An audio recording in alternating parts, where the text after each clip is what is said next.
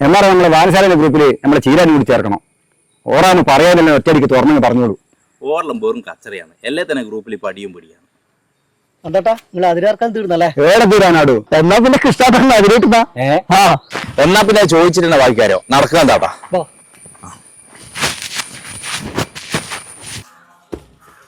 അനി നല്ല ഉറപ്പിൽ വെച്ചോ.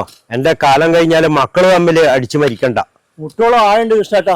ഈ അപ്പുറം എന്നാ ഉറപ്പ് വേണ്ടീനി? കൃഷ്ണേട്ടാ നിങ്ങളെ അയൽവാസിയും ചിങ്കിടികളും വരുന്നുണ്ട്. ഒരു തരി മണ്ണ് വിട്ടു കൊടുക്കരുത് കൃഷ്ണേട്ടാ. അയാൾക്ക് പണ്ടേ ഒരു അളപ്പ് കൊടുത്താൽ എന്താട്ടാ ഒരു തരി വിട്ടു കൊടുക്കരുത്.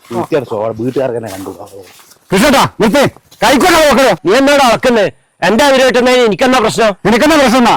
എസ് ഐ നിങ്ങളോട് പറഞ്ഞ് അതൊന്നും തെറ്റാൻ വേണ്ടി പറ്റില്ലേ? എന്റെ അതിരുവെട്ടാ എനിക്കറിയാം. പോലീസും പട്ടാളൊന്നും എനിക്ക് വേണ്ട.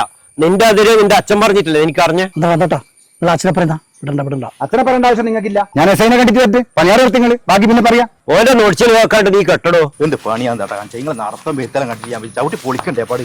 ഈ അവർ പിടിയിൽ കൊണ്ടുപോടും. എന്താട്ടാ ഒരു സന്തോഷ വാർത്തയുണ്ട്. കൃഷ്ണാട്ടിന്റെ മോനാ മയക്കുമരുന്ന് കേസിൽ പോലീസ് പിടിച്ച്. അതെയാ? നമുക്കൊന്ന് ആഘോഷിക്കാലോ. കൃഷ്ണേട്ടാ നമുക്കൊന്ന് പോലീസ് സ്റ്റേഷൻ വരെ പോയിട്ട് വരാലോ. നീ എന്നോട് രാവിലെ വന്നിട്ട് പേടിപ്പിക്കുന്നത് പോലീസ് സ്റ്റേഷൻ എന്ന് പറഞ്ഞിട്ട്? നിന്നോടാരാ ഈ മുറ്റത്ത് കയറാൻ പറഞ്ഞേ? നീ അതിന്റെ പണി നോക്ക്. അതല്ല കൃഷ്ണേട്ടാ, നിങ്ങളെ മോനുണ്ട് പോലീസ് സ്റ്റേഷനിൽ മയക്കുമരുന്ന് കേസിൽ പിടിച്ചിട്ട്. എന്റെ നന്ദാ ഞാനെന്നാ ഈ കേൾക്കുന്നു. നിങ്ങൾ മാറ്റിയിട്ട് വാ, ഞാൻ ഇപ്പോഴത്തേക്ക് വണ്ടി എടുത്തിട്ട് വരാം. ഇത് ആഘോഷം.